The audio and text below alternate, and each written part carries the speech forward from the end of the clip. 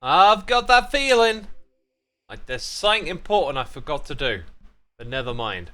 Welcome back to another live stream here on the twitch.tv/theXisuma. And like any other live stream, it's in the myth-busting world. Don't know if this thought has ever occurred to me before, that I can obviously come into this world and live stream. I don't think it actually has, which feels a little bit wild, right? But I guess eventually the idea came to me and I thought, why not? You know, such a nostalgic series. This one reaches like really far back into the early days of my channel and stuck around for a long time, but the last few years it just, I don't know, it felt like this wasn't the format for doing things anymore, but I feel like maybe bringing it back, you know? I thought I'd fly over here because somewhere around here, one of these is like the very first platforms, and they are just iron blocks. That was the concept. Just put down some iron blocks, signs. The stuff can look so much fancier now. Some old school armor from back in the day. These items were made when you were learning to walk. Welcome to all the peeps tuning in. Appreciate it. This series is how I found you, says Void the Bear. Awesome. Yeah, I imagine a lot of people came to the channel this way, right? All these classic tests that we used to run. And still do on occasion. This, by the way, used to be a squid face. And then there was a test with the blaze and it shot over here and burnt it down. Typical. I think this had something to do with one of Vintage Beefsmith's. About squids being attracted to glowstone, something like that. Anyway, I got a list of things that I want to investigate. There's also loads of classic tests, like seeing which of the new blocks the beacon beams go through, for example. And yeah, you can always ask your own questions too. What do we got? Hang on, I don't know my noises in the ear up. There we go.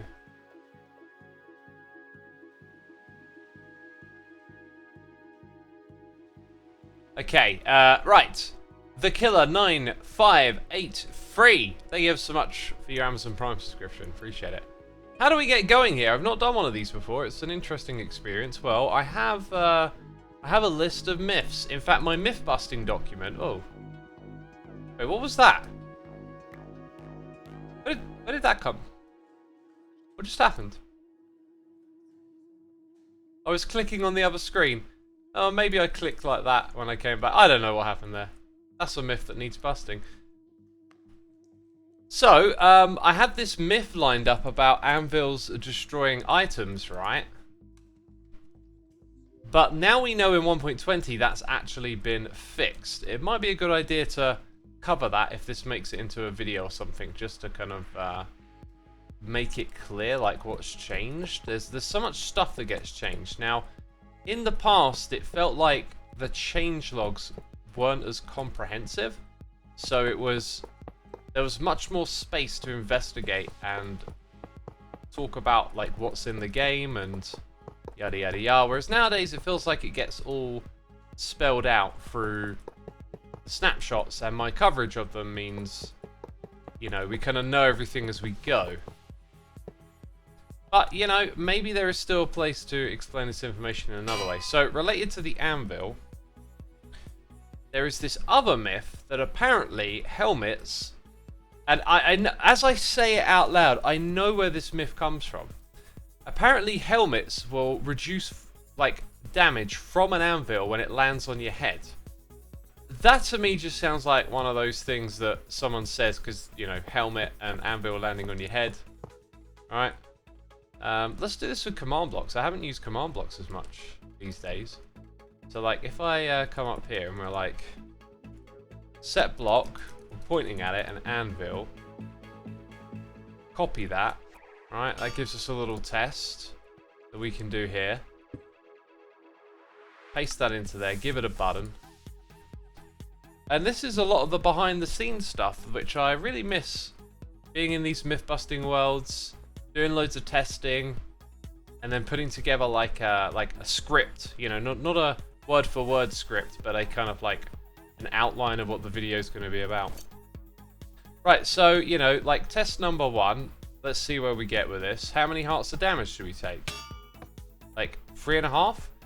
The other thing is this gives you 2 armor and that one gives you 6. But the myth is that it's only this that can protect you from that type of damage. So we also need a heal command. Which would be health boost, yeah. Health boost infinite. Nope, that was probably a bad idea. Okay, now we've got to clear the effects.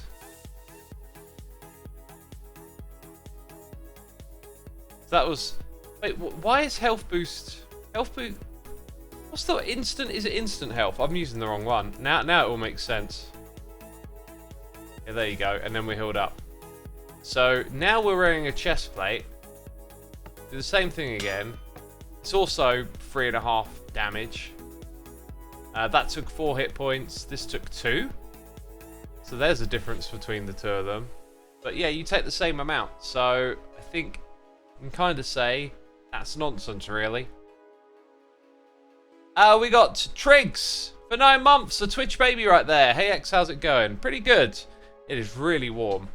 I always seem to just stream in... Well, in summer, this is my streaming time in winter, right? So in summer, it's just like baking in here. Check without armor, someone said. Great suggestion. Great suggestion. We can learn a little bit more that way too. God, the tools for doing these myth busts have come a long way as well. Right, so it does reduce some of the damage, right? But the helmet did no more than the chest plate. And it also seems like maybe the amount of armor doesn't even matter. The material probably does, so we'll stick with this. But let's say I've got that, and that on. Okay, get the health back up.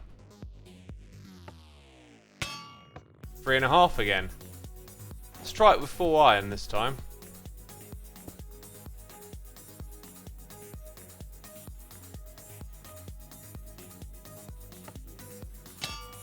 And then it goes to 2. So somewhere there it is actually adding it up. But the myth of the helmet being the only one that can, you know, busted. I reckon.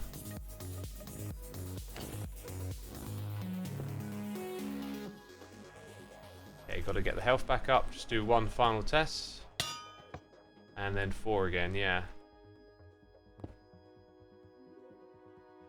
Wait a minute, there's an inconsistency here. So if that one did 4 with +2, this one's also +2? Let's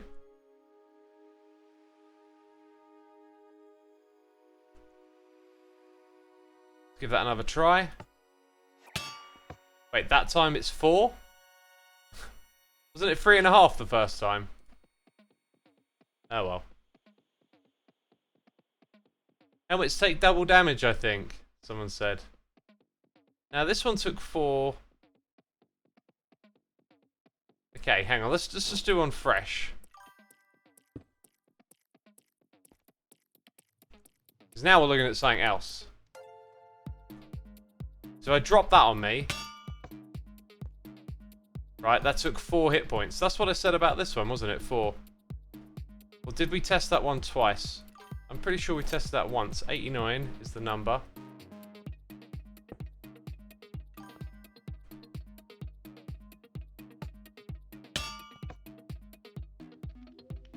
And it went down by 2. Is that because I wasn't standing completely central? Let's get a fresh pair.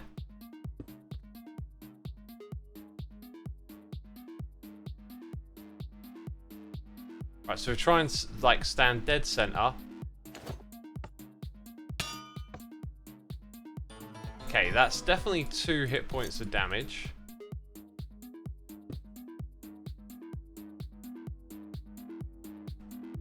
We're about to discover something.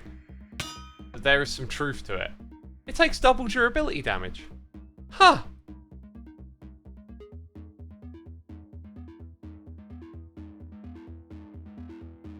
That's a nice little quirk. Okay, we got 2, 3, 4 here. 2, 3, 4.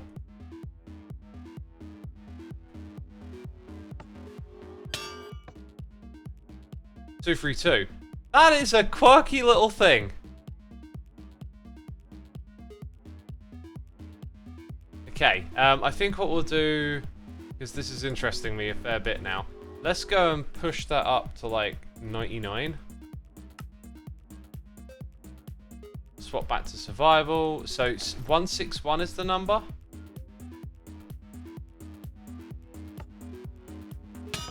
Oh, that was close.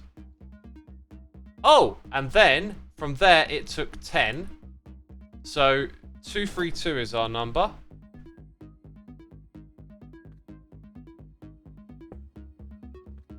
Two, 3, 2 is our number. 2, 7. That's 5 less. Right. It actually takes double. Wow. Okay. I mean, myth busted or myth confirmed. Sometimes myths get like lost in translation, right, through language. If someone's just saying something as a question because they're repeating it, you know. So helmets. Let me adjust my notes. Take double durability damage, which is something I didn't know, and now I do know, and that is just a nice little thing that they've added, I guess. Cool. Right, we got noises in the ear, and I got a cup of decaf tea here. I was in the mood for it earlier. I was like, I actually fancy a hot decaf, but now that I'm sitting in this sweltering mood, I'm like, in this room even, I'm like, ugh. Oh, man. Whew. Captain Breve says, is it because it's one block above? I mean, I don't think the game calculates the armor position in your body. I think that's got to be something that's coded in deliberately. Somewhere in the code. That's got to be a thing. The Killer.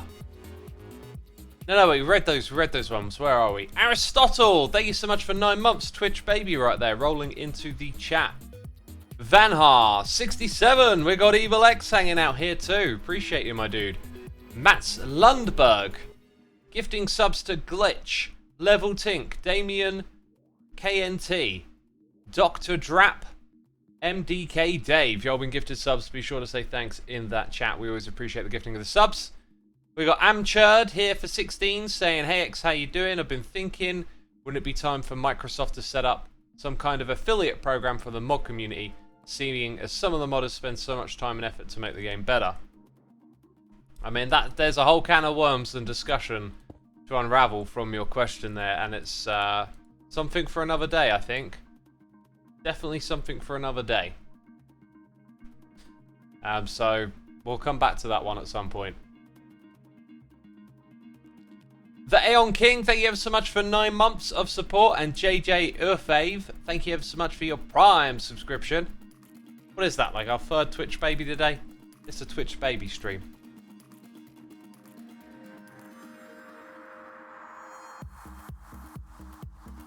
I'm going to have a sip more tea and then we're going to move on to the next one.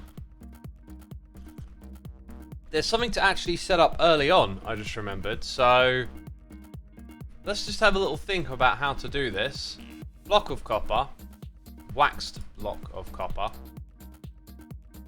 We had this question. We can sort of set this up nearby. We had this question about if the wax stuff affected the aging of this.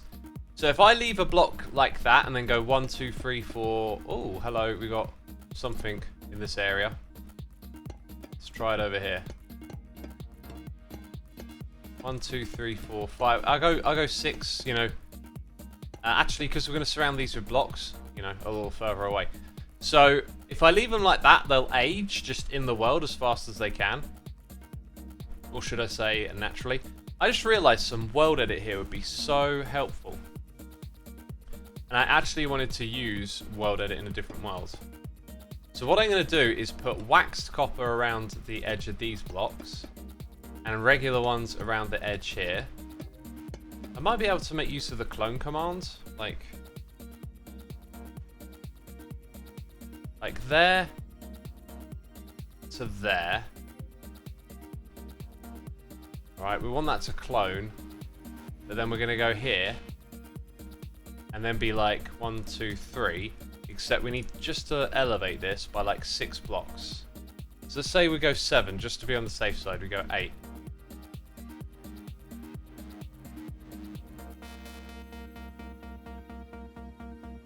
Right. I kind of know what's happened there, and it kind of sucks. I guess it makes sense. You need to know what orientation you need to be in the world. So go back here.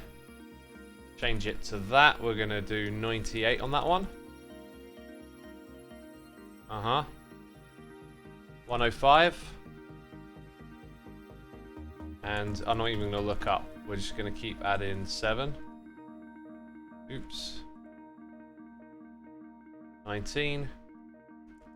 26. 33. And then 40, and then 47.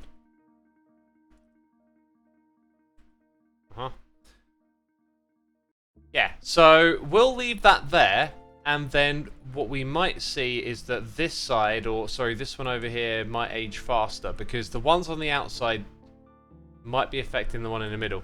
Now that might not be as effective as a test as we actually need, but the idea is that there's the same amount of blocks near the one that wants to age each time, except these ones are regular and these ones are waxed. So if I just leave the world running and we're going to be logged in, it's going to figure that out over time. Like, we'll come back and look at it, and it will either be really obvious or it'll be, you know, pretty ambiguous. I don't know. We'll have to see, you know, and then move on to that. Move on from that. Ben the Person is here with the Prime subscription. Thank you so much, my dude. Chapter Corey is here for 35 months as well. Appreciate your tremendous support, peeps. It's always appreciated. Velicor says a great deal of world edit commands should be in vanilla, in my opinion. I agree. And I would like to use world edit in this world. The issue always is with introducing mods is that you don't know where it's going to detour from the vanilla game, because using world edit commands can have some funky stuff with block updates. Just turn up random tick speed, says Mod Farmer. Is it based on random tick speed? I think you might be right. Let's see. I mean, it should really do that in its own world if that's the case. I forget what it's oh, it is random tick speed. Because if I set this like too high, there's a lot of other stuff running in this world all the time. In fact, should this be, this is like filled up, isn't it? Yeah, look. See, I've still got things like this just in the world. So if I set this to like 300, then all of a sudden this stuff starts growing like crazy. Right? And it's just been sitting here in the world for so long, causing problems. And do we have? I think we have an oh, we've got interesting results immediately. You can clearly see that the ones in the middle on the left are starting to age. That is a strong suggestion. A strong suggestion. Okay, I'm gonna leave it like here for a second. There you go. Now all of our examples on the left are clearly aging faster. So I think we've got an answer for that one too. Huh. I don't think we need to actually test that really any further. It's pretty obvious straight away. Wow. Okay, that's great. That's great. So now we know the answer to that one. Cool.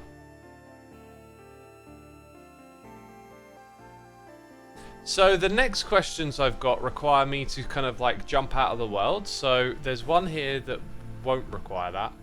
The one with waxed 1 says glitch. That's correct, yes.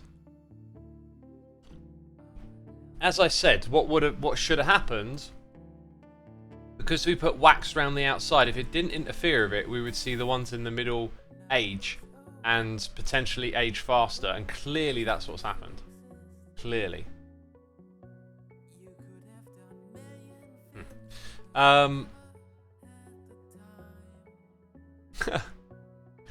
Cybraxis, I'm glad you enjoy. The joke. Awesome. Yeah. Okay. So the next one's related to the camel mob, and how far can it dash? Now I know what the dash ability is. I believe the dash ability can go over ledges and stuff a little bit. I'm just wondering if there's a useful platform for testing something like this already. Basically, I want a big flat space. This might be kind of useful just for a moment.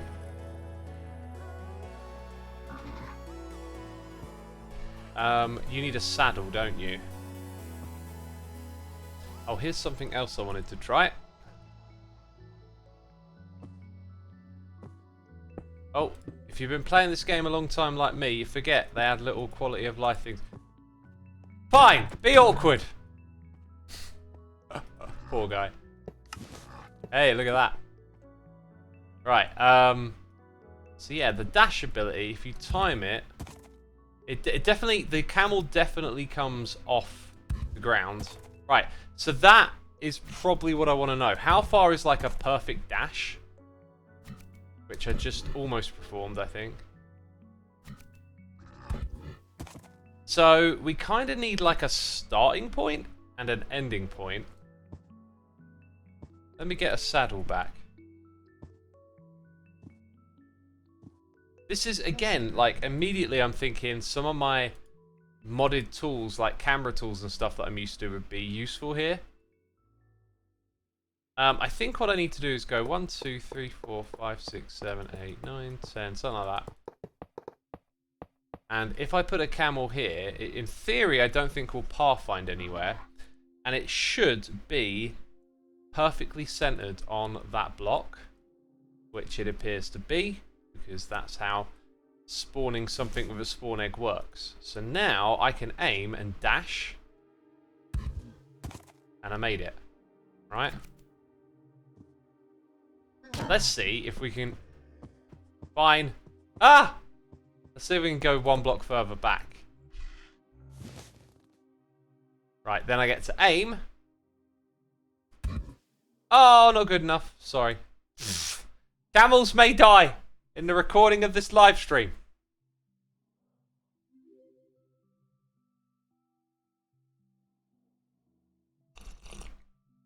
Oh,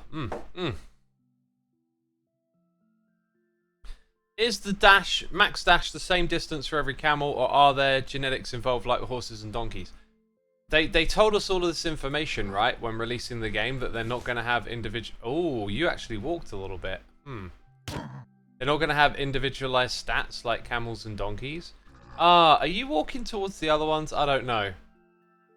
I need a way to have it, like, not do that. What happens if we have a camel with no AI?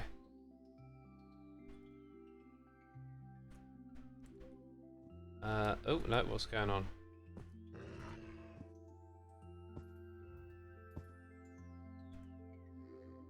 I'm gonna guess nothing.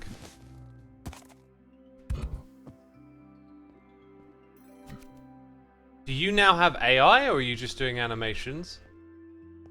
It doesn't have AI. Interesting. So, although we can't see like exactly where it is, and I can't move it to where I want it, like you can dash on a no AI camel.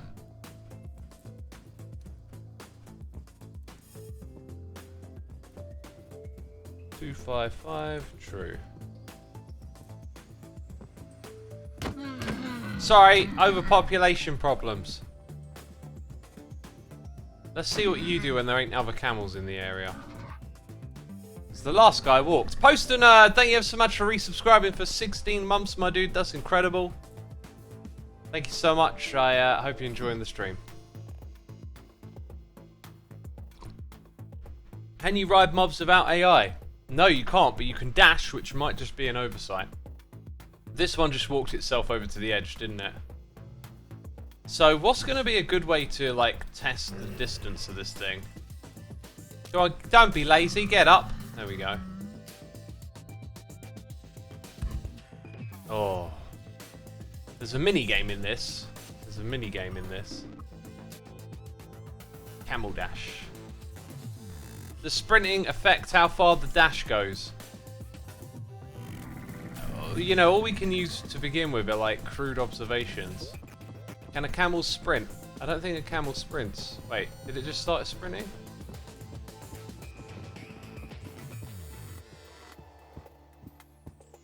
Oh yeah, it sprints.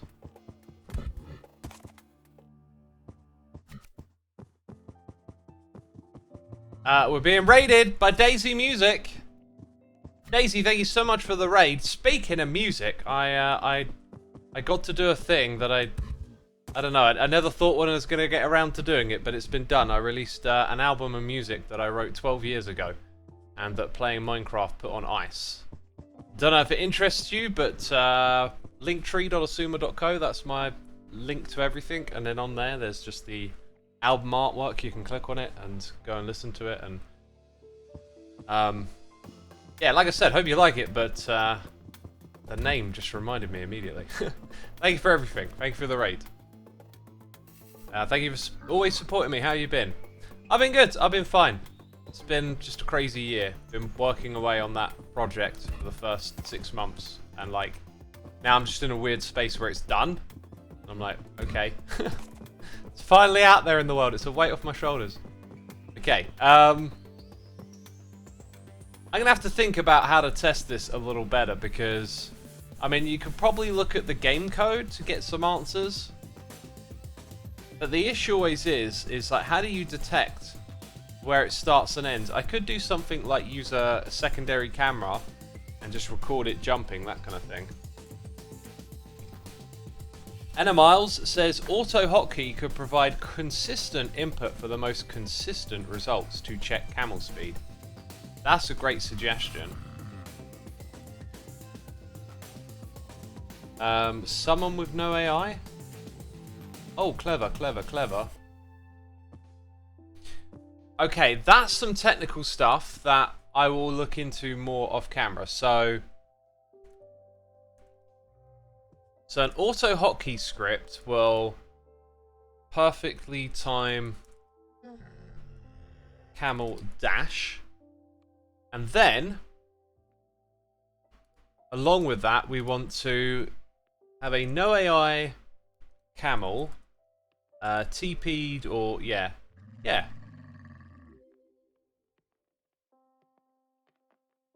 Oh, this is really interesting. Yeah, wait.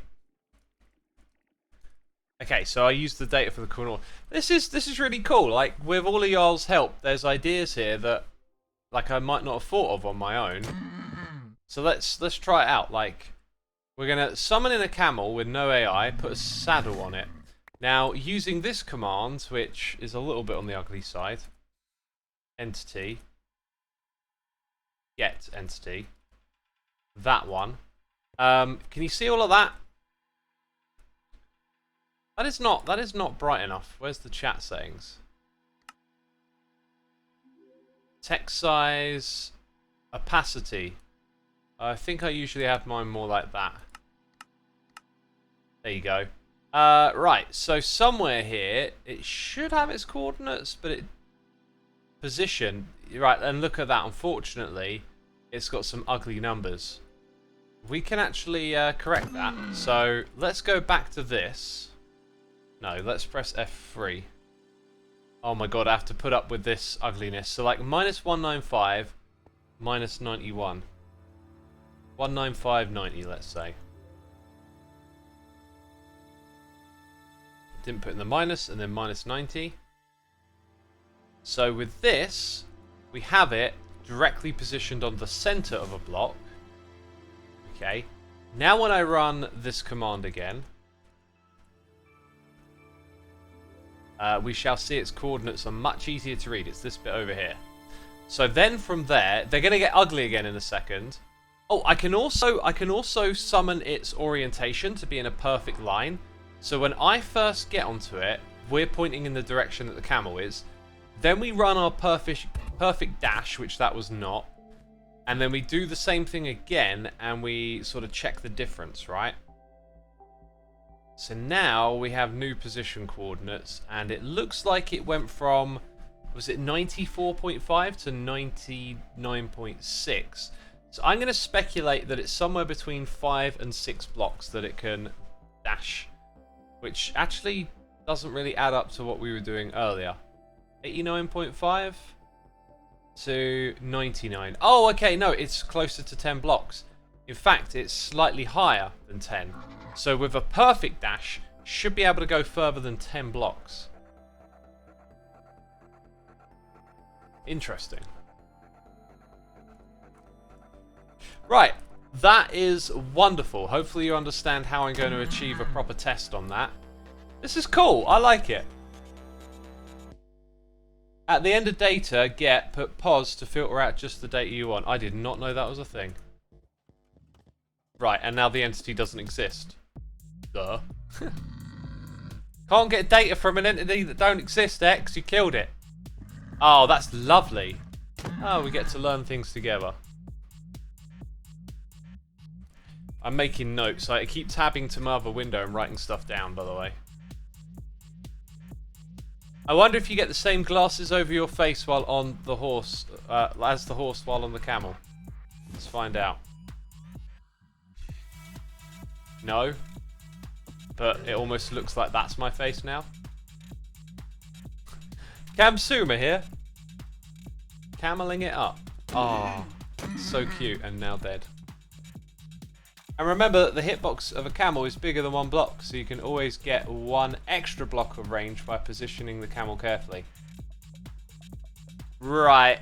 No, you can't. I know what you're saying. I'm measuring the distance of the dash. The distance of the dash doesn't change. You're just saying it's like if you could jump from oh, I don't know how to describe this. Let's use the void to help us. Like if you could jump from there to here, like if you could jump from here to there, like from this area of the block to that area, if you start your jump here, you could probably land there, right? So are you jumping 1 block or 2? That's what they're getting at, but we're measuring the distance of the dash, not how many blocks you can jump over with it, which is an additional caveat. Maybe something I can mention or show at least. I'll make a note and see if that's something I can put in as a little bit of a bonus.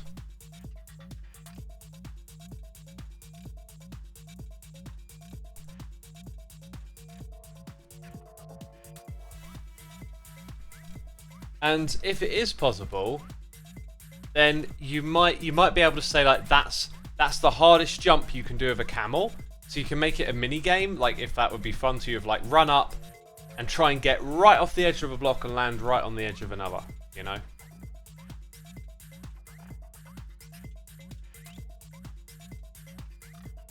Right, what do we do next? Because some of this stuff is like going into other worlds. I think we're just going to do that. I do have this thing in the back of my mind, like you need to stay in this world, but it's because of that which we've finished. We finished that one there. Hey, I have a question. I was breeding sheep on Java. Bred blue and white and got light blue. Bred blue and red and got purple. Bred red and white and got pink. All as expected. But when I bred blue and yellow, all I get is blue and not green. Interesting.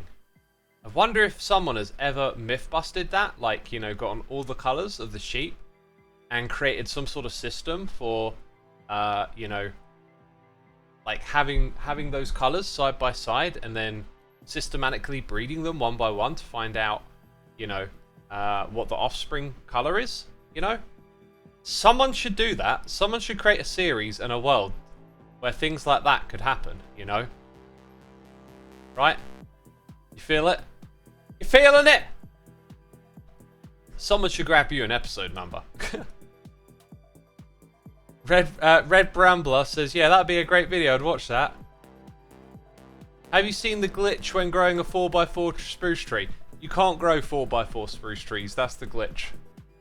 They only grow up to 2x2. You can't obtain green diamond in Minecraft by mixing yellow and blue. Sure. Blue Falcon, thank you so much for subscribing. Appreciate it, my dude. Welcome to the stream. Hope you're enjoying it. Oh, excuse me. I should really finish that off. It's pretty cool, pretty chill already. Yeah, let's go create a new world. Go into creative. Hard difficulty. I always put it on hard. I don't think it changes too much, but that's the way I like to do it. Don't think we need to change any other rules. Hey, did y'all hear that Rhythm Nation by Janet Jackson bricks specifically 5,400 RPM drives from 2000? This explains everything. I've been playing Rhythm Nation at full nation, and my computer full of 5,400 RPM hard drives from 2005 keeps crashing. Oh my god, it explains everything. I do happen to know all about that. It creates a rhythmic vibration that happens to disrupt the mechanics of the hard drive. Kind of brilliant. That's a cool song as well. I like that song. Oh. Right, I've got to finish this drink. Just give me a second. And by the way, you're like late to the party. That was old news, okay? That was like last year's news. There we go. Bitslane says, who here actually cleans out their downloads folder? I clean and look after my, like, data hygiene, you could call it. My data is relatively well organized. And I archive a lot of old stuff that I don't use anymore, so it's quicker to back up and things like that. Anyway, that's a whole waffle. So, right. Myself, Grian, and Efo all found a sniffer egg at first attempt of trying. If we go and locate a structure known as the Ocean Warm Ruin, we are in this world for the first time. If I grab a brush, then I can brush blocks. I will do this in survival as well. I just want to make it easy for me to do it in survival. I mean, you could make this argument that, like, it might be written in the code that you need to have played in the world for a certain amount of time. There's always that, right? But I just wanted to, like, come over here, because if we get this first time, which we are not, that's a myth busted. Okay. That didn't take long at all, did it? But that's why we do that. That's why we do that. They are random, just, you know. That was just a thing.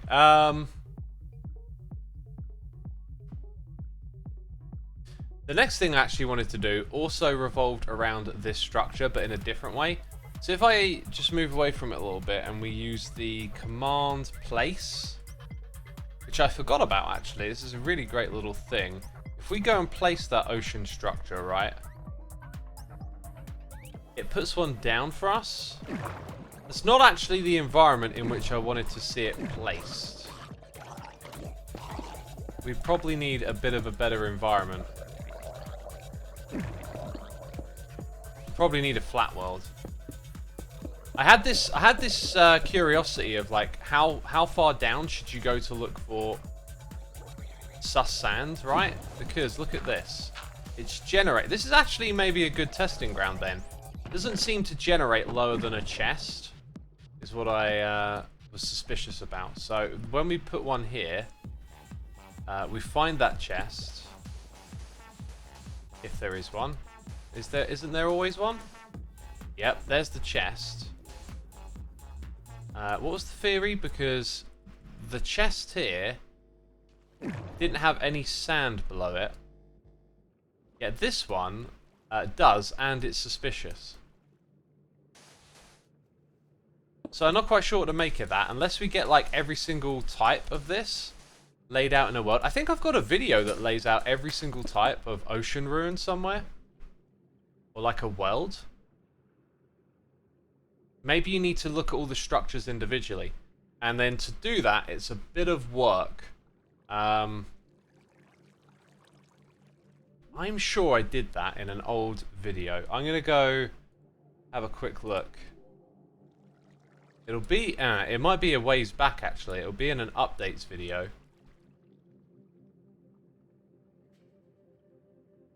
So when were the Ocean Ruins released, chat? I feel like it's rude to leave you looking at one of those screens. You should just be looking at me. Hi. I'm not doing something on the other stream. It was pre-1.7, let's say. Probably pre-1.6.2. 16, should I say. Update Aquatic. Of course it was. So that's 1.13 or 1.12. I think 1.12 was the color update. Minecraft updates are in a pretty bad shape around 1.12, and then the update Aquatic really swung things in a good direction. I can see it in this video of mine. I can see the structure in the thumbnail. That's actually... No, that's the preview video. Okay. I don't know at what point I would have ran through all the structures again. Just gonna have a quick look. I should really get like a browser thing set... Oh gosh, it's my voice. I should really get like a browser thing set up, right? It's not in this video, so that you can see what I'm looking at, but yeah, there's not a lot. There's not a lot of 1.13 stuff really. No, wait, I've gone too far. What's that video then? Oh, it's like a tips and tricks video. That's in the wrong playlist. I now have to amend that later on. That's in the wrong playlist. Dang it. Now this makes much more sense now that I'm scrolling further back. I got the Pickle Rick pickle on the thumbnail. All underwater ruins. I knew I made something like this. And I put them in all underwater. And now the video won't load. Great.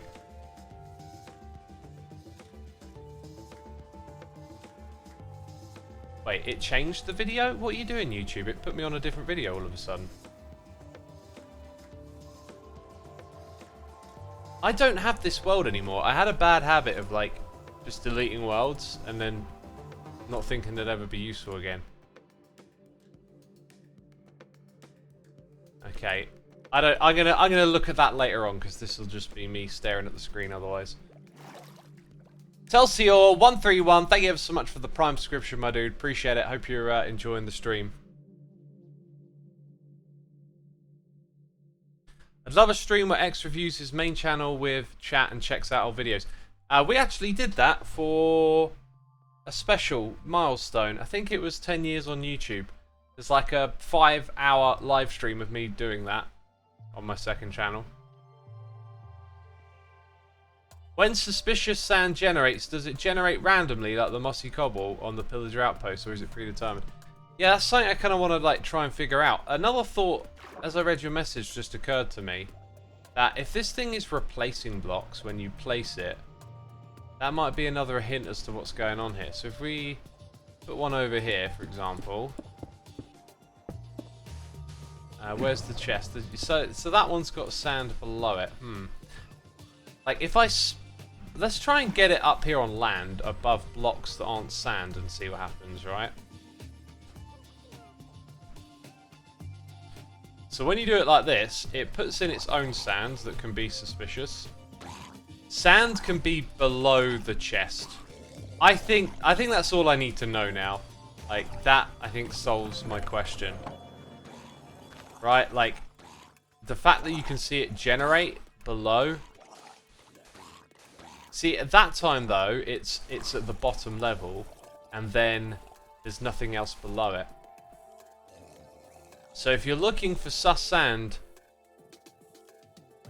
yeah, and like if this thing were to spawn on top of sand blocks like this, you don't know where it starts and ends, unfortunately. There's probably a rule of never needing to go further down than one block though. I could assume that. Here's a big one. Did that create that as well? I feel like that just created... That definitely created more. It put one over here too. Fascinating. Yeah, so then again, one at that level. Over here, though, I think these were probably higher up and then fell down onto the terrain below them. But yeah, we've seen. I think that one just gets ruled out at this point. That's not really. There's probably nothing there that's worth learning about, unless I missed something.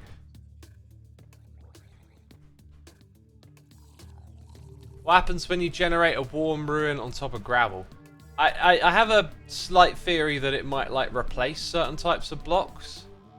So if we plop it down over here, it might be that some of this sand that was already there can become suspicious sand. If we put it on gravel, I don't know if it will replace those blocks. But I doubt we're going to learn anything from that. Can you check out the structure files, e.g. using command blocks? Yes, that's why I was looking for that old video to see the world that I had with all the structures laid out in. I'm not doing a very good job of explaining myself, am I? I had a world with all the structures laid out in them. But I never saved it. At least I don't think I did. Because I have a bad habit of just like, when the updates are over, I just get rid of stuff. But I've changed that recently. I've started to like back things up a little bit. Because they occasionally become useful again, and like data storage of that size is like nothing really. So just get into a habit of zipping up a world when you're done with it and chucking it somewhere, and it might become useful again at some point. Does sussy sand work when placed like that, or is it empty? Let's find out. Pretty sure it'll have a loot table. Yeah, there you go. It's got a loot table. Gold nugget, anyone? Do sniffer eggs spawn in chests, or do they need to be found in sus sand or gravel? They need to be found in sus sand at a warm ocean building like that.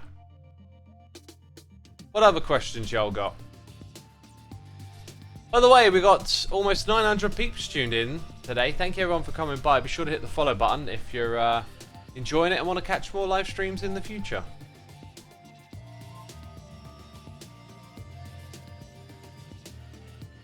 Oh, there's... Okay, well, I'm just looking at my other... See, a lot of my other things that I've got written down for a potential video are things that, like, I already know about.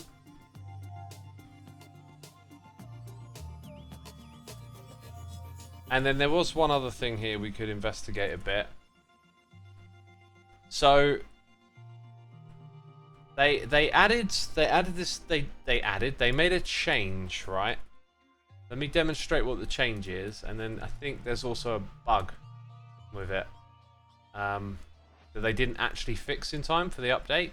I mean, it might be a bug, it might not, I don't know. So if we walk over the soul sand, we slow down, but then if we're not on the soul sand, we're still going slow. I think you have to be level with other blocks. Yeah, so like the effect, as soon as you're over the edge... Actually, I think it's done by the player hitbox now. Something there's changed. Same with the honey block. Yeah, this too is done by the player's hitbox. So it would seem.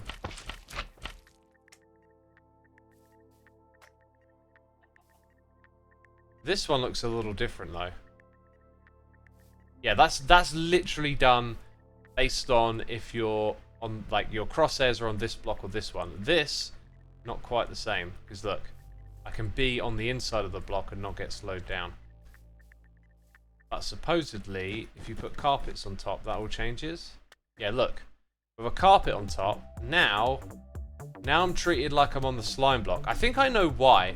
I think it's because my hitbox is now on top of the carpet, but not the block I'm standing on top of. And so it gets its effect from below the carpet. So if we go over here, do the same thing again, we're slow on the outside, and then we do it here, we'll be slow on the outside. Maybe not with soul sand? Yep, no, with soul sand. You see it? So like, I can be on top of the soul sand, but I'm also, my hitbox is on the box on the side. As soon as I get onto this, that all changes. I slow down again. So by being slightly higher, you then get the effect of the block below you. How weird is that, right? That's a weird, quirky little thing that's possibly worth knowing about. I had a video for 1.19. I kind of wish I had made this video looking back at it.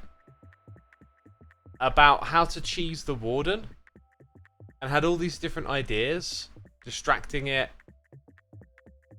Oh, there's just so much stuff written down here. Like, ideas like using the goat horn near the warden. Some of these are not entirely sure what they are. Really, they're like half-written ideas. Okay, then going further down. Yeah, how much faster is the new Swift Sneak enchantment compared to Sneak / Run Sneaking? They're the same if you've got the 3rd level, so that's pointless. Does ice below Soul Sand still slow you down even more? I believe so. But I don't know if it then stacks again with this.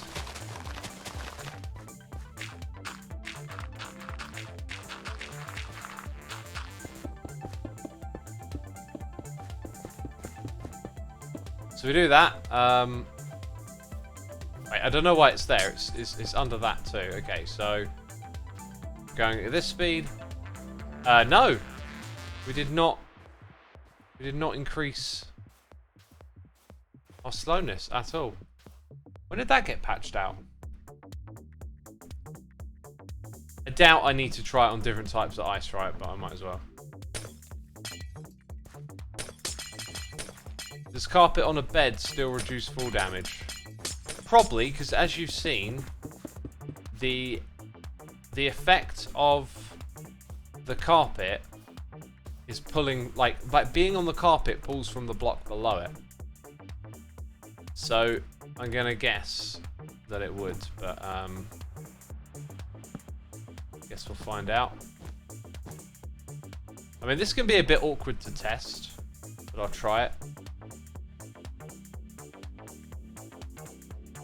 Like, we want to go up by like 10 blocks. And that's like 1 heart of damage. And up by 10 blocks. 1 heart of damage. Kinda looks like it does, right? I guess the other thing you want to test is what happens when you do the same like that. It's more than 1 heart. So yeah, it does. I'll add that as a little note that it works with beds too.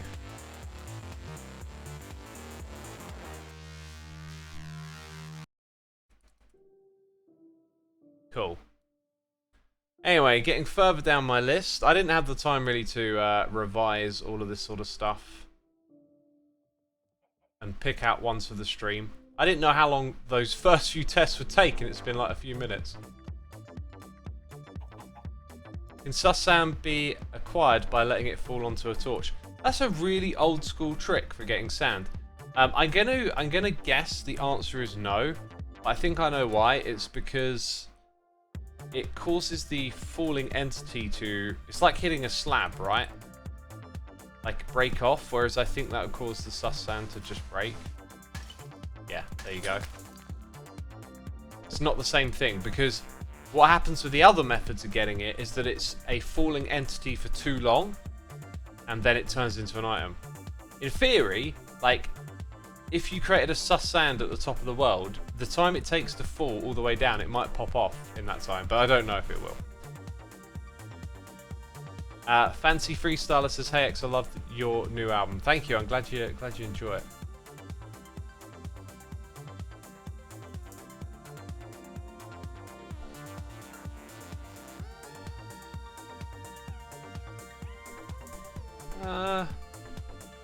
What we got here? Second-rate questions. I split things into categories of like, I try and put the most interesting stuff into the episodes, and some stuff is like, you know, if I wanna fill up the video with a bit more stuff, there's some second-rate questions apparently. Can axolotls spawn in old chunks? Probably. I don't know. Horses can't ride bubble elevators without kicking off its rider. Apparently that's a thing.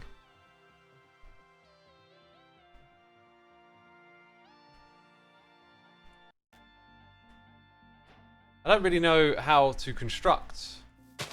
Oh, do you know what's annoying about testing this? Is you always got to summon a horse that's tamed, and therefore you need a command, which I'm going to go grab.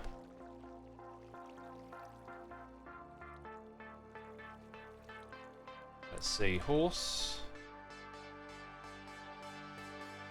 And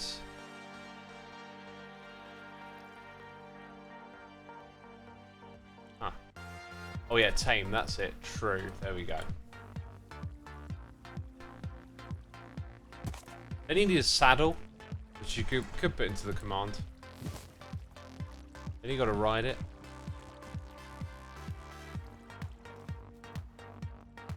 So what blocks do we want to use here? Maybe glass panes or trapdoors. You could let's use trapdoors.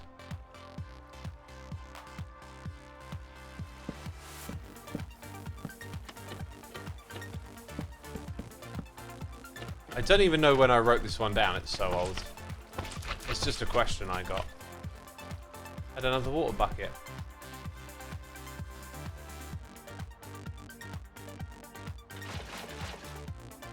Where's my donkey? Yeah.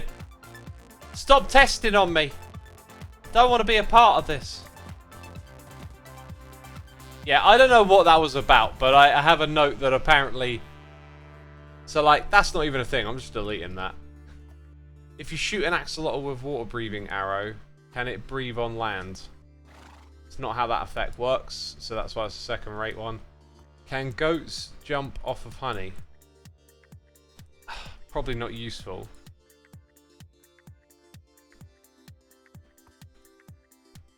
Probably not useful. Let's see now. Don't want them ramming stuff.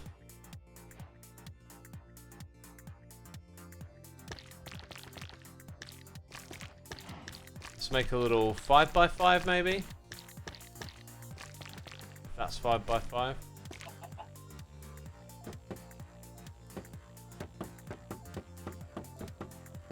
Put a wall around it so they have to jump out.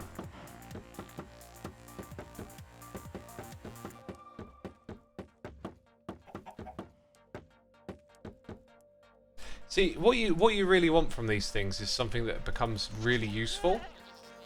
I don't know how this is useful unless you really don't want goats to jump. Get outside of there. That's another thing. I don't actually want a goat outside of the testing area, do I? Because then it looks like one escaped, but only one got out of there, so. I know that's quite a lot of goats. So, in theory, we should see one jump out of there before long. You said last stream that exploring is not one of your favourite things to do, but I think it might actually be my favourite part of Minecraft. Each to their own, of course. Yeah, each to their own. We're not all the same. But do skeleton horses kick off their rider in bubble elevators because they don't need to breathe? I don't know. I heard that rain no longer reset when sleeping in 1.20. Is that a bug or a choice? That is the bug that continuously returns to this game over and over again, and I've seen it fixed in the bug tracker 7 or 8 times now, and it always seems to keep returning. In fact, I think one time they said it was fixed, that you just go into the world and test it, and it just clearly wasn't. How many ram hits does it take for a goat to kill a creeper? Do new ores drop the same XP as the old ones? Do new moss carpets disrupt the pathfinding of mobs like regular carpets do? These are just things that didn't really seem that useful, so I never got around to testing it. You can ask any combination, right? Like if I'm trying to think of something vaguely useful, but or like I can't really think of an example that makes much sense.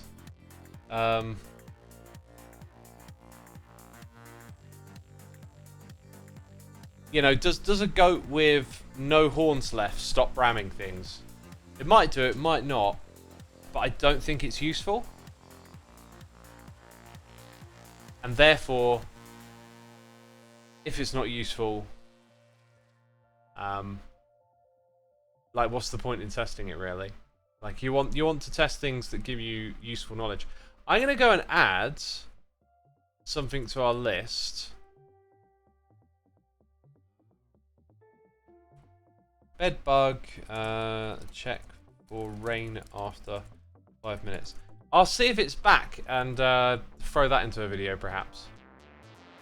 Will Ravagers attack sniffers? So, like, I haven't done a what will Ravagers attack video, but I have done, like, does Johnny attack passive mobs?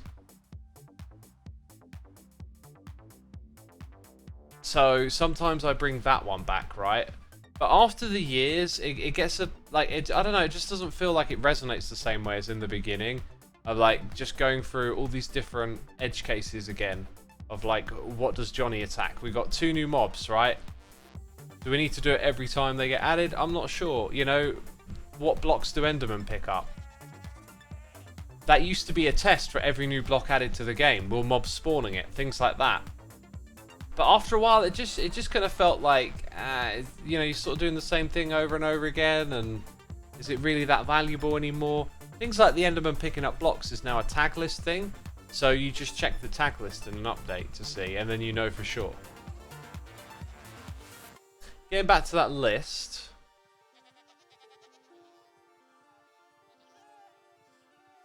So I got like a Piglin Brute episode. Apparently, I had planned but never got around to.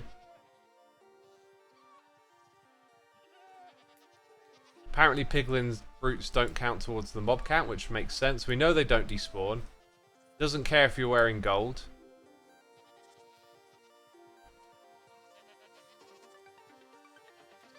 My god, there are so many questions here. I'm like looking at this massive list. Oops, what did I just press? Let's not do that. How far can you travel on soul soil with a pair of speed-free netherite boots before they break? I feel like that's one that's been in a video. Does soul speed work on mobs? So many questions you could ask. Just want to find the most interesting ones, really. Do screaming goats attack each other? Is another question on my list. Anyway, I don't think they can jump off a honey. Underly Pokey 94, thank you so much for your Prime subscription. Appreciate it, my dude. Hope you're entertained, enjoying the stream, having a good time, all of that stuff. Let's get back into here. Let's get back into here. So, like, this little area is for testing fishing rod, leads, and name tags, right? And then I somewhere have, like, a list of all the other things that you can test along with that too. Like, do they fit in boats? And some of these, or, you know, most of them are generally pretty good to know.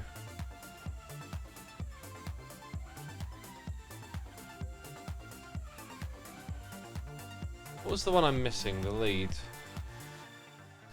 I don't know. How do y'all feel about it? Like, do you as a viewer want to see these tests every single update, right?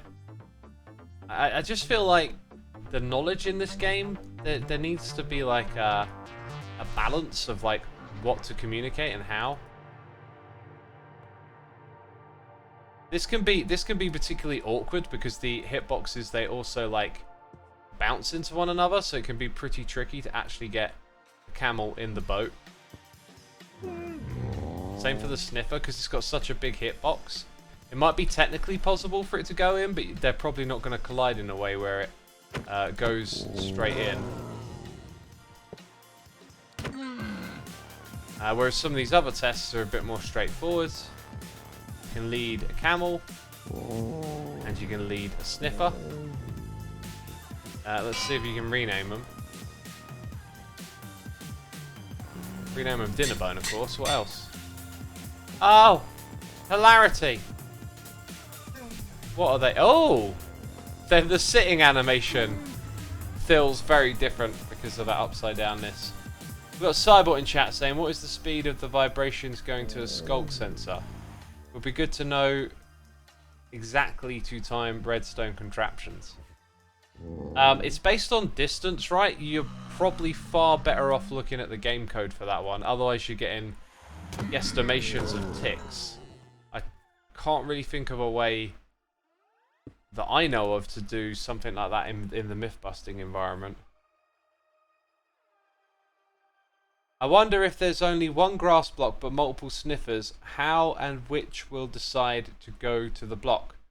That can be a full RNG with a long cooldown. I don't know the answer to that, but again, it's like usefulness. It's like the way you interact with the sniffer. It's not like the grass block is a rare and you're only going to have one of it. You're just going to park them down in an area with a whole bunch of area, like space to do some sniffing, right? Yeah, there were other tests that we used to do here a lot as well. Like boats was one that I remembered, but there's other things too. These are the names of the different, the different types of axolotl. So you've got some stuff just like left over from previous testing and whatnot.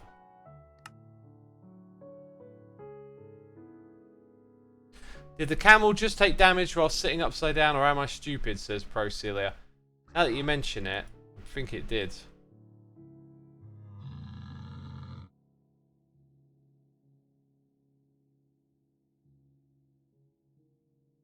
Well, we'll watch. Did you get XP while killing the camel in creative? Yes, I did.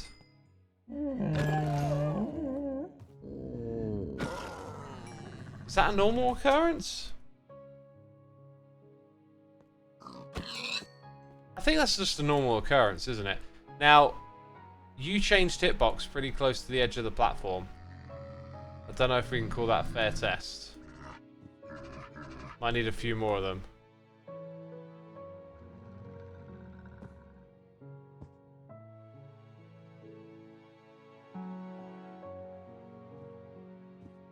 Here it is. You test things like, does jump boost work on them? Lightning strikes, how do they interact with an iron golem? Okay, those ones did not take damage in the middle there. What happens if they get shot by a skeleton? Can they go in boats? Something to do with guardians, I forget what that one is. How much full damage do they take? Can they climb ladders? Do they break turtle eggs? There's, like, early on there was like way less overlap, but now there's so many overlaps. Like, you're gonna equip it with armor and try every single type of armor on it, right? So I think it's important to just focus on what's useful. There's all these new blocks, so we're gonna test the instant mine speeds of them again. As much as I want to make an episode, I'm asking these questions out loud because I feel like the answer is no to a lot of them. Like, we learn about this stuff now more in the snapshot phase. Like, it's a thing that comes to mind. There's like new blocks, so you're like, hey, can you instant mine them, right? And the last couple of times I did all of that, it just, I don't know, it felt maybe a little repetitive. This one over here though, this one feels really quite useful. And I need to go check, but the last time I did this stuff, like, I think we've had a couple of updates since, so there could be a lot of blocks that need to be tested. Wait, let's actually grab something that's new. These are going to be like relatively predictable. They'll just behave the same as their counterparts, but maybe something like chiseled bookshelf might just randomly be different. Got to think about which of the new blocks have more unique aspects to them that might produce like a different result. Trying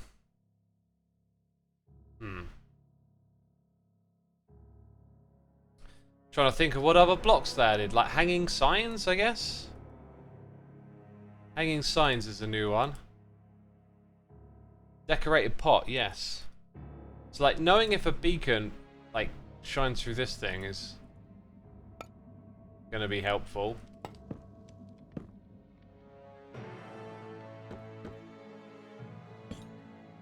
See, you can get some easy answers here.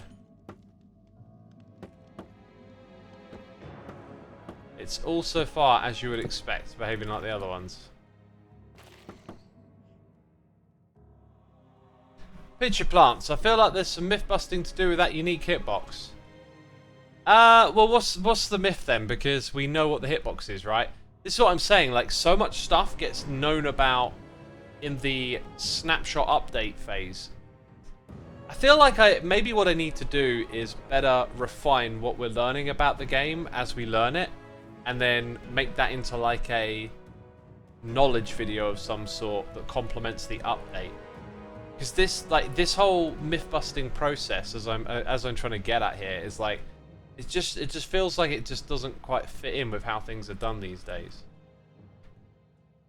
Now, I'm sitting here waffling about it. Why don't y'all give me some feedback on that? Like, as viewers of myth busting, does it make sense? Like, the way I cover the updates has like really encroached on myth busting territory. Maybe when a new block's added, I don't tell you if like a beacon beam can go through it, right? But there's lots more information that we divulge as we learn about stuff. Like, I remember to test if you can instant mine it, because that's always good to know in survival.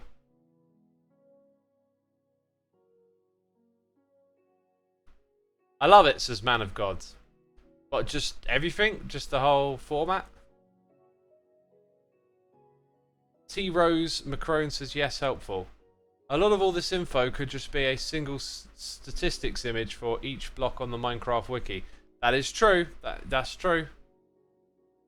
These were my favourite updated videos back in the day, but I can see your point that they don't fit as the game gets bigger. Narrowing it down and adapting it would be the best thing in my opinion. Yeah, I think you've touched on it there, that the game's gotten bigger and it's just made like the areas of knowledge are so wide and overlapping now that there's so many like unique combinations of what happens when you put this effect on that mob with this thing over here. It just doesn't feel like you need to figure out where the bits of info are that are like really helpful and interesting and useful. I think a lot of people don't necessarily watch update videos, so repeating info can be helpful. That's true. I feel like we get the information that matters in the snapshot vids. Doesn't really matter if beacons go through, for example. Myth busting is cool because it's fun to learn and see things about the game. Maybe you can make the distinction of fundamentally new blocks like a hanging sign, but not worry about it for a block set like copies of the newer types. Yeah, that's a good way of doing it. A lot of players haven't seen 10 years of update videos. That's true, but like, that's a lot of information about the game, not even related to this series or update videos. Like, that could be dispensed. Are there any new Minecraft myths? I remember old ones like sugarcane growing faster on sand, etc., but all long disproven. Yeah, there doesn't tend to be because of the way we cover snapshots. We really, like, people know how to understand the game better now. So those myths tend not to prevail. I need the info. I'm a creative builder, so I look for all blocks, colours and shapes, not technical ability. It helps me keep up with the community. I could turn myth busting into a shorts series. That's an interesting idea. Personally, I really feel like the old-fashioned myth busting, even if it feels repetitive. Especially because a lot of people don't watch the update videos. Not gonna lie, some of these stuff seem like Mojang devs would test as unit tests. Oh yeah, they probably got them set up in their testing worlds for sure.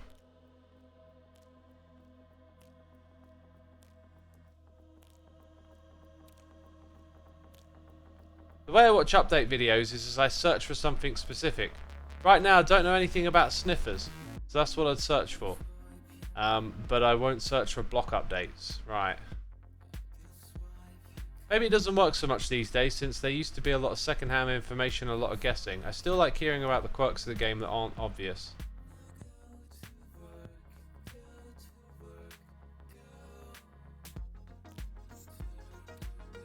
I get 4 or more videos every update in my subscription feed. I end up knowing everything about an update as it progresses.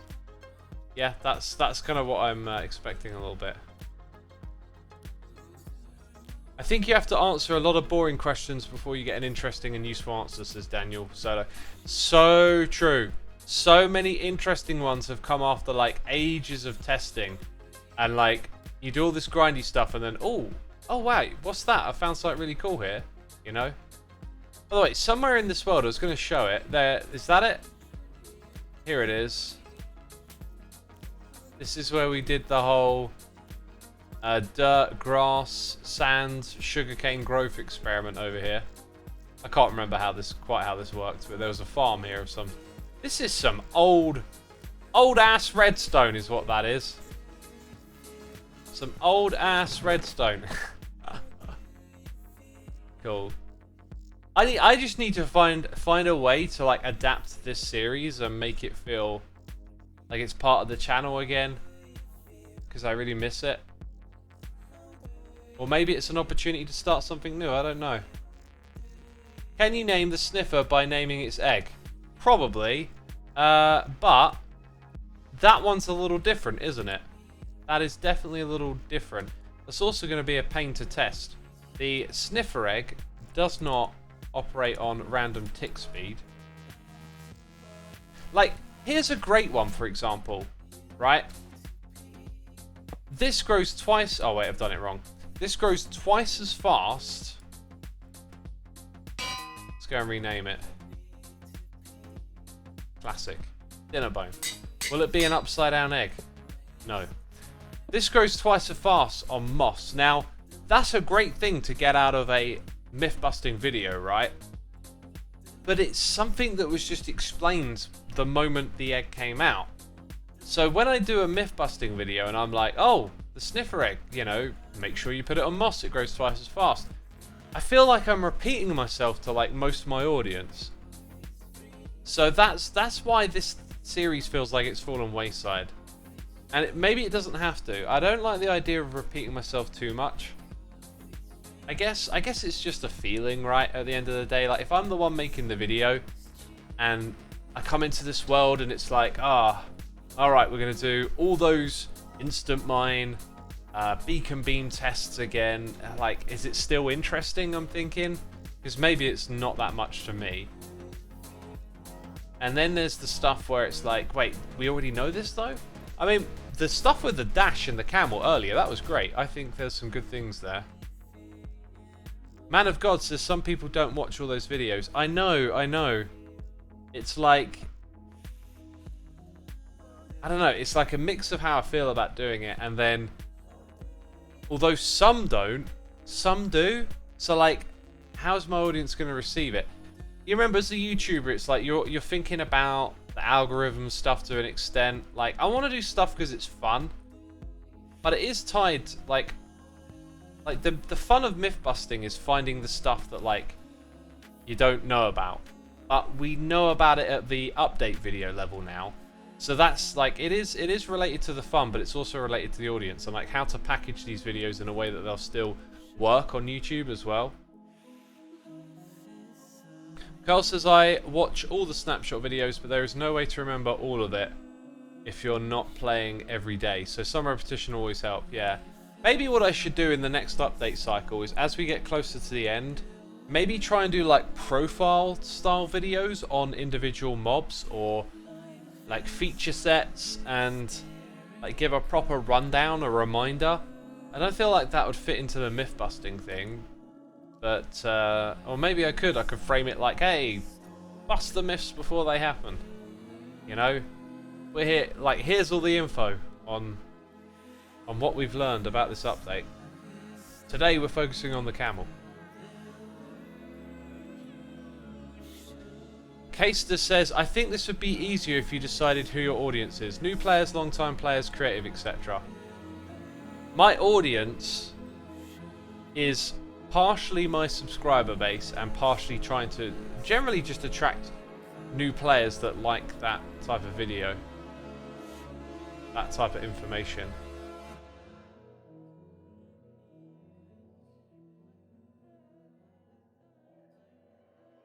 That sounds great, and you can keep this world going. Yeah, I guess so. Yeah.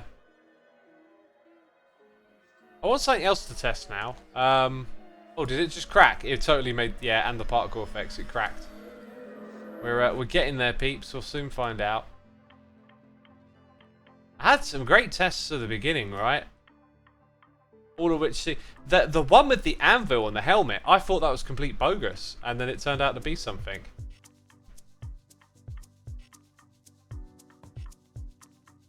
Maybe you could do a community poll on YouTube and ask your audience directly if they'd be interested in a myth busting video. I could do. Again, it's a mix of so many things. Like, it's about performance on YouTube as well. Maybe I'm just going through one of those things where I'm just like overthinking and oversharing the what's the word for it? Being a bit neurotic about making content, right? It used to be about having like a list of cool myths. Like, I used to get a lot of them coming in and I'd test them and then I'd get a list of things to bring back. I feel like that's what I've got, right? Like, I don't need to theme my next one around anything specific. We've got anvils and the armor, the helmet. I've got one here that I need to test in a separate world. I'm going to fire up another myth busting so that we can go test this other interesting... I totally forgot about it. I've got it written down here. We've got the honeycomb copper. We got the first suspicious sand. We're going to do the camel dash stuff. We figured out that bed bug has come back. The soul sand thing. I've got a few other things listed here. There's definitely enough for a compendium episode. So, like, can I... Right, I'm going to log in with the other account into this world just so that we can keep that test going. And then with this world, we're going to create a flat world. See, it's going to be a flat world because I said so. Got to remember to come in here and just make it redstone ready. Also, I'm going to switch to standing. I've been sat for quite a while.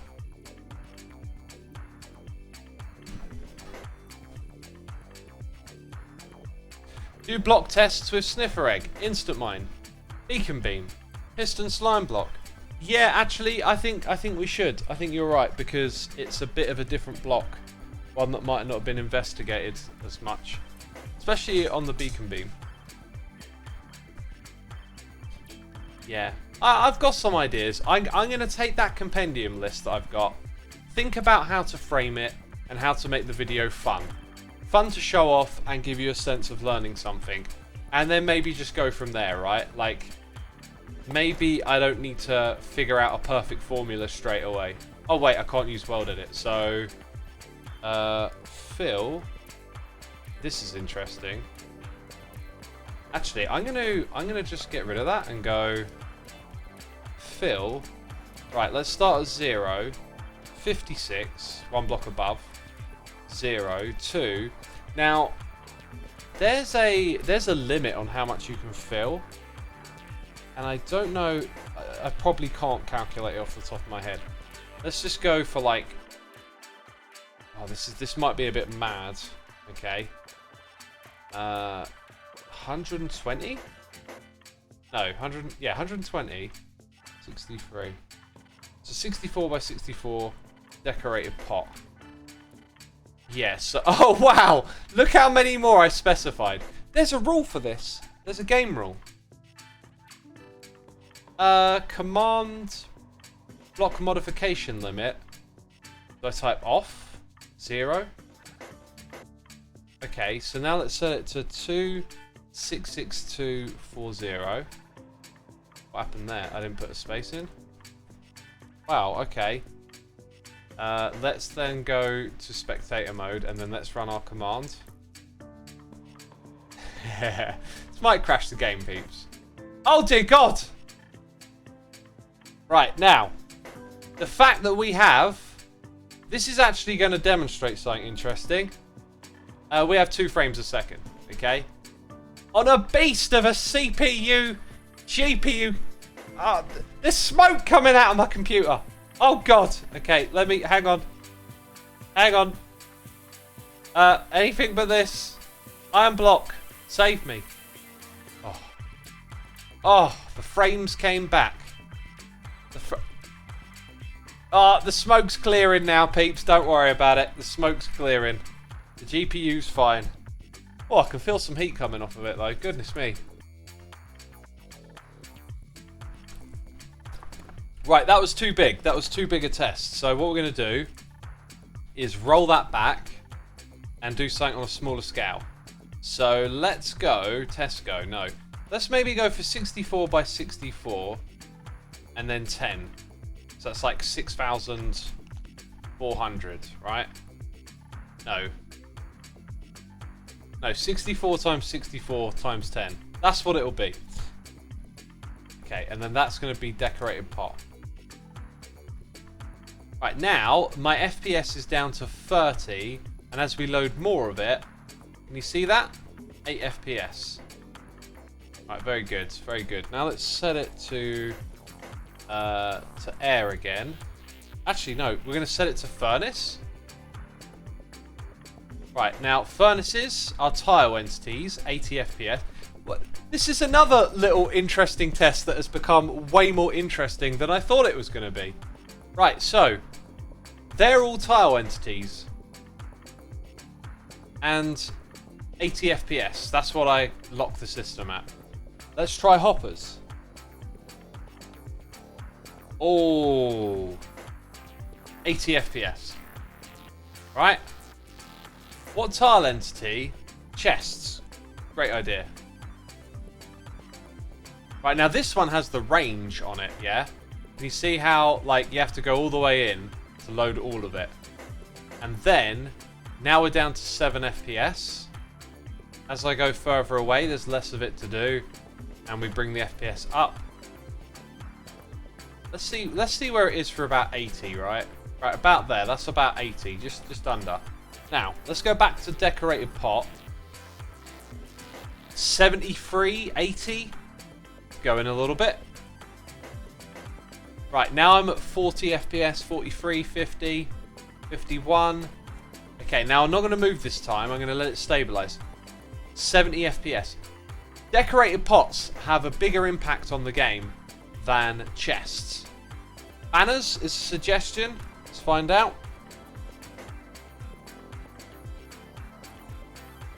Right, 40 FPS. GPU's at 100%. By the way, my GPU is underclocked. Like, to stop it consuming power. Let me, I'm going to fire up a little tool that measures it. Because I'm noticing the GPU's hitting 100%, right? I'm going to see what the sensors are saying.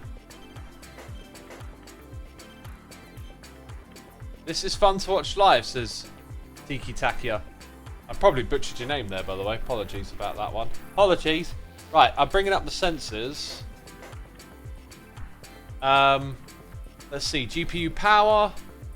It's taking in 87 watts. I think it was 150 when it was at 100% on something else, like a stress test. Right, so if I go further in, surely we're demanding more of my GPU now. The wattage is still around 87. Interesting, that. Interesting. Let's go and set that all to air. And see what happens to the wattage of my GPU. Okay. They just all turned into items. Kill. Oh, am I even going to get a single frame back? I don't even know if the chat is going to open. Oh, I heard sound on the other window. Oh, it just crashed. Our sniffer, by the way, our sniffer has been born and it is not a dinner bone. Okay, there doesn't seem to be anything here. There doesn't seem to be any frames here. Right, back away from the source of the lag. My wattage is now... Oh, it's down to 50 now. Right. Okay, now I can type a command. Kill at entity. See, it probably started out with like a certain amount of impact on the game and then divide that roughly by 16 because as all of those items would have fallen down, they would have grouped into stacks. So then there's like at maximum 16 type, 16 less, like divided by 16, right? So when it first created those items, there was X. Let's call that number X. And then as they hit the ground, they can group into 16s. They won't all perfectly fit into 16s, but like, you know, divide X by 16. It's like now the impact on the game is a lot lower. Like they've settled. Anyway, kill at E. Type is not the player. That didn't work. Okay, let's go back. player. Right, and then I'll go forward a bit more. Actually, it's just because it's loaded, it killed him. Right. And then let's go and put in some decorated pots. And I'm going to watch the wattage on my GPU again. So, GPU is now at 28% this time. Interesting. Then let's set it to air. Doesn't always go like 1-to-1 like you might expect it to. Anyway, I'm going to close the other Minecraft that's running that you can't see. Keep an eye on my wattage. I'm going to close all of that now because it's covering my entire screens with like metrics and stuff. Yeah, the wattage is now down to 33 watts at the moment. Save power, peeps. Save power. Stay in the menu. Stay in the menu, save wattage. Save the planet by staying in the menu. Makes no sense. Right, I'm closing all of that now. Let's get back to it. While I was doing all of that nonsense, Maxwell Chog was here, not messing about, subscribing with the Prime. Thank you so much, my dude. Thank you for supporting the channel. It's appreciated, of course. What causes the pots to burn down the GPU?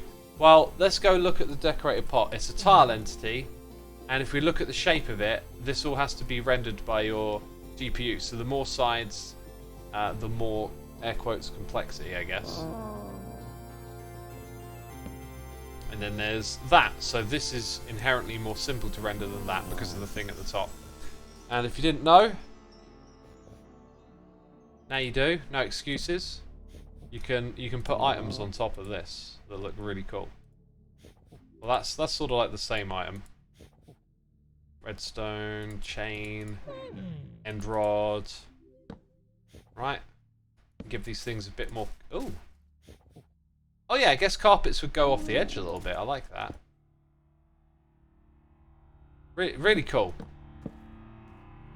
This is not a missed opportunity, this right here. They've actually, I think they've done this one pretty well. The missed opportunity is not being able to put things inside them to break them. Because maybe there's a myth to do here, right? Like, I never investigated this one too much. But yeah, there you go. So you get back some bricks, and I guess if it were made with the... I'm trying to myth bust over here. I'm talking to the... Yeah, you groan. Okay, let's get a crafting bench. Grumpy now. Wait, what are they called again? Sherds. Yes. I went to the shop. I went to the archaeologist and asked for a sherd. That's what happened. Let's put these things up here. So like this type, right? Oh, careful, restoration indeed. Yeah, you get those back. What's the myth though? Like, where's the myth here? That's what I'm thinking. I should really add the thing to my notes quickly.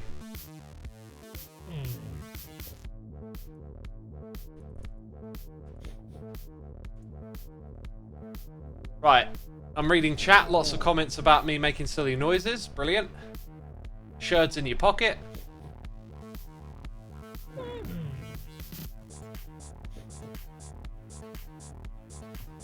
Wait, when I break them, I get my pot back. What changed in 1.20.1? Oh, right. Okay, so let's do some tests, right?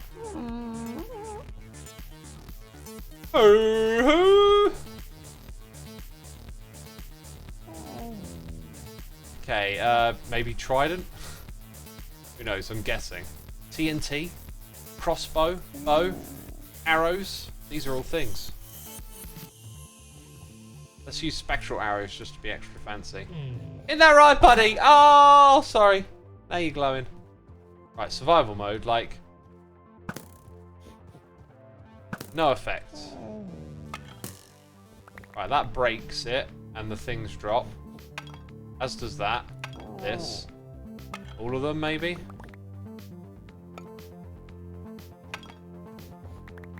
I think I did that last one wrong.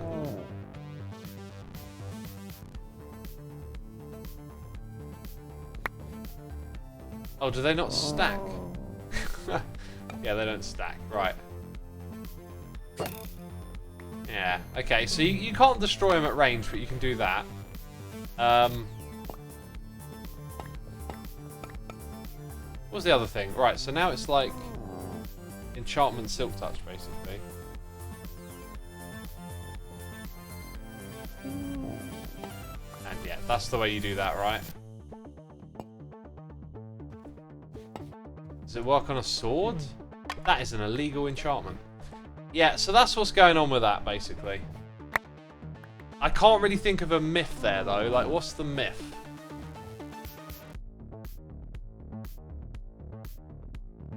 Is that the noise you make while exercising? I hope not. I hope not. I mean, imagine if you saw someone bench pressing and just going, oh! Be like, you're mad. Oh, crossbows and rockets. That's a good one. That's a good one.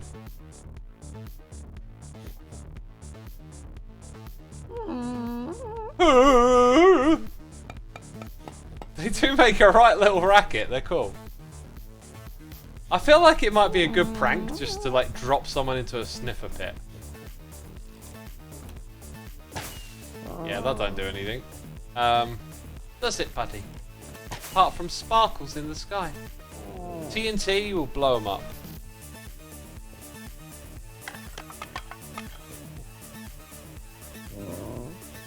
Can we expect Xisuma to wear a sniffer skin? I haven't got a skin to celebrate 1.20. I'm keeping it Doomguy for the meantime. New vanilla tweaks pack. X scream sniffer noises. Oh, if you wanted that, we can make that happen.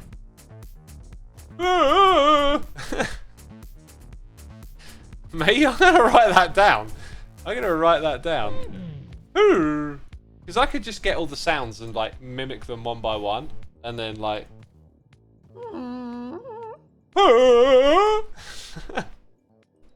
This guy is just like perfect right now.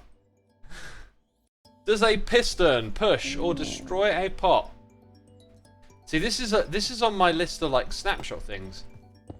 Although sometimes, even though I've got like this like whole system, like you get so sort of caught up in everything you're doing that like you forget to refer to it and do all the different tests that you've like set for yourself. So I have a list of like new block, try this, try that, look at place it down, press F3, look at the properties of the block, you know, what tag lists is it a part of, all this sort of stuff. But then when you're making a video, sometimes you just like lose track of it and forget to go back to it. Does a brush shatter a pot? I don't think so. I think the brush literally only ever works with the suspicious sand and gravel. Oh, it does that, I guess.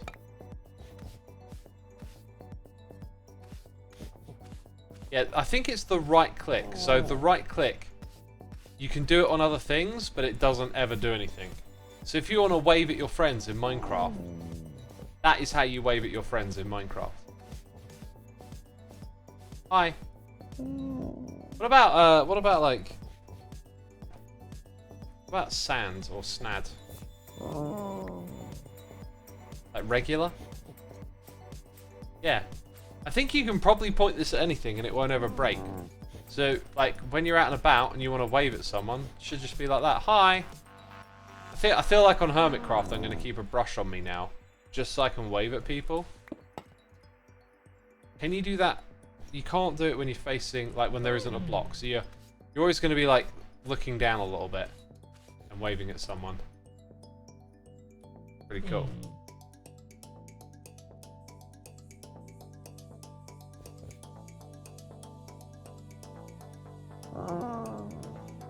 What happens when you push the Ender Dragon egg onto the pot? I don't know, but I'm not going to test that.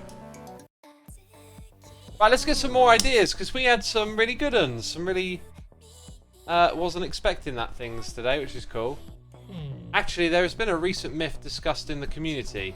Is it true smokers and blast furnaces give half of the XP compared to the regular furnace? Oh, okay. No one could be bothered. They asked this question, but they couldn't be bothered. Could they now? But I can. I can be bothered, peeps. And that's what I'm here to do. I'm here to be bothered.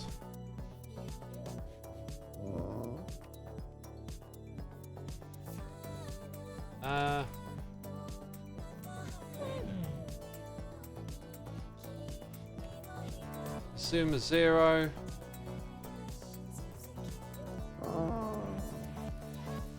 Okay, that's the way you do it. Let's see what else is here. Some open questions might still be interesting from above that were not addressed yet. Does jump boost affect the camel's dash ability or speed? Question from Lucro. I'll add that to my testing list. That's pretty cool. I don't think I'll do that now unless like we have nothing else to do.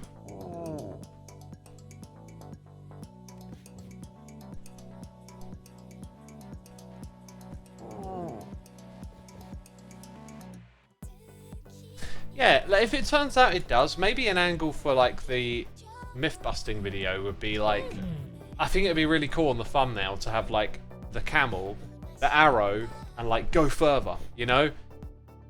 I like it when something's got a hook and then you can deliver on it. What else could work like that on this thumbnail? Like once I've got that, I get really happy about the rest of the content, because if you feel like you've got a good hook and a good presentation, then you're going to deliver on it, and then you can crack on with like making the video. It's one of the annoying things about YouTube now, is that part of the game is presentation at the thumbnail level.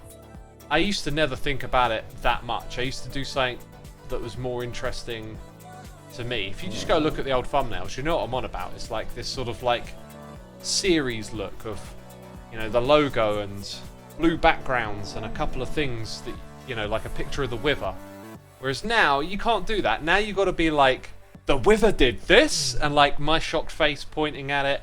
But then you need something to deliver on that, right? So I like the idea. If that works with a camel dash, that would be a really cool selling point for the video, and maybe something people are more likely to click on. Do the mobs in old regions of the world get their loot tables updated too, like the Elder Guardian in 1.19 regions that drop the armor trim, right? Yes, they do. I'll add that to the list because that's useful information to know. Because they get generated at the time of death, so yes. Right. Myth busting! You get that much. Actually, isn't it random? As soon as I saw it, I thought, isn't this like also a bit random? That's definitely not half. Now I need the test to have been scaled up, really.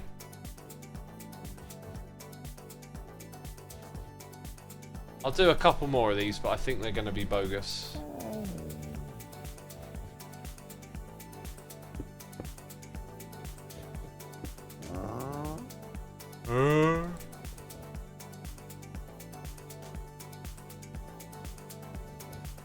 Right, let's do it like that.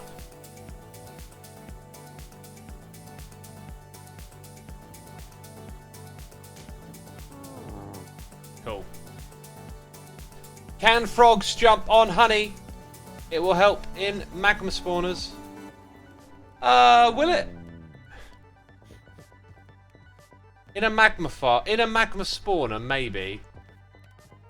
Yeah, it might be relevant to magma spawners. Yeah.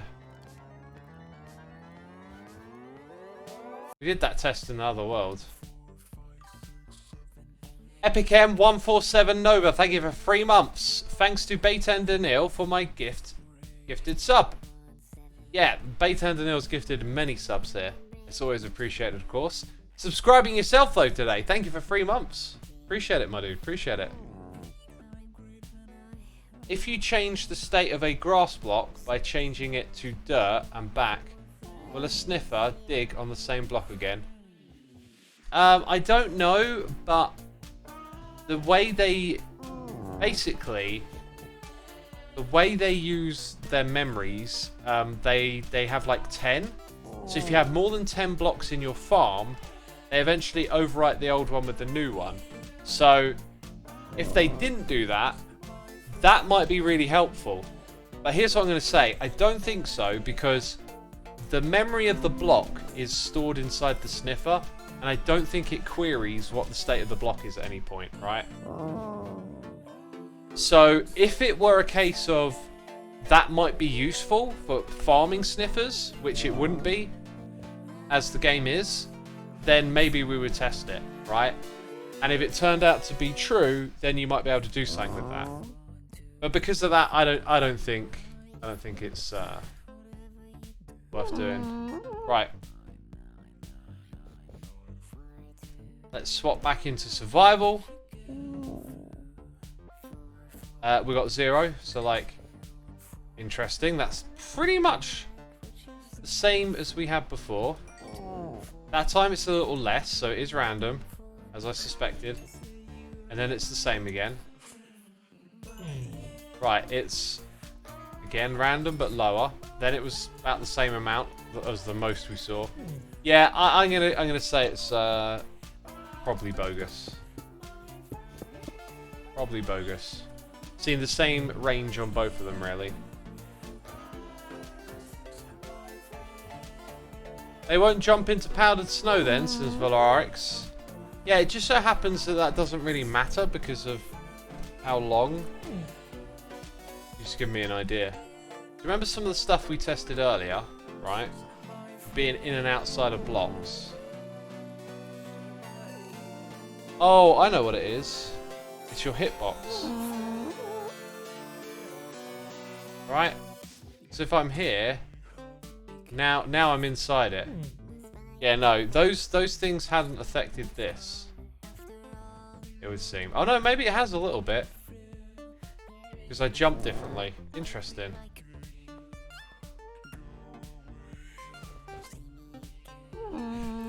Will an ancient seed always come out of the same block? The ancient seed is dropped by the sniffer. And I don't know if that would be useful. Use a sniffer egg to make a cake. I don't think that works.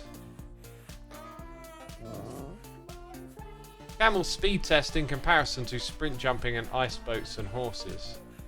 Camel speed test, right. Like how fast is it compared to the other things?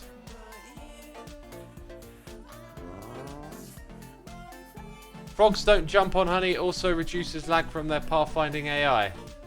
Interesting.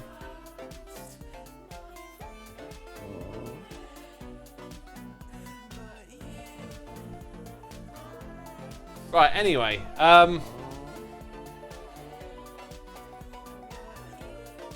another unanswered question from earlier. Does powdered snow below carpet work on the absolute edge of the block now? Oh, right, since we've got that here. I'm not sure if the effect gets passed on.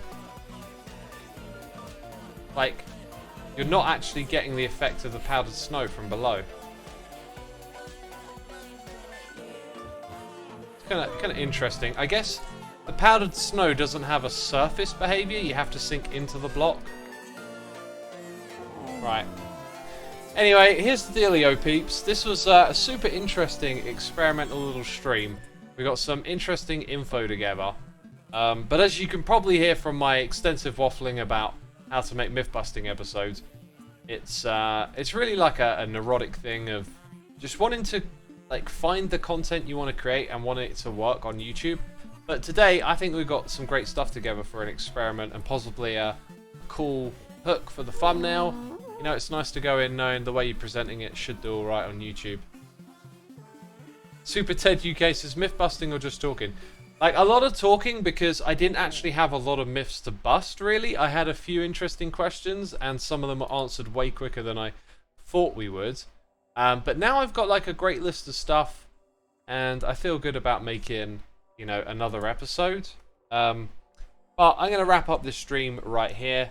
I did plan on streaming for longer, but I'm hot and exhausted and we haven't really found like the next thing to investigate. So I reckon that's a good spot to end this one, right? I want to say a big thanks to everyone who subscribed, resubscribed, donated and cheered. As always, I appreciate your support. Thanks to the mods, the patrons, and the people gifting subs. And I'll be back sometime soon with another live stream. Not sure when the next one is. Might be a while. Just got some stuff going on. But I will leave you with a song from my album. And then there'll be a raid after. So hope you enjoy the music. Take care, everyone. Bye-bye.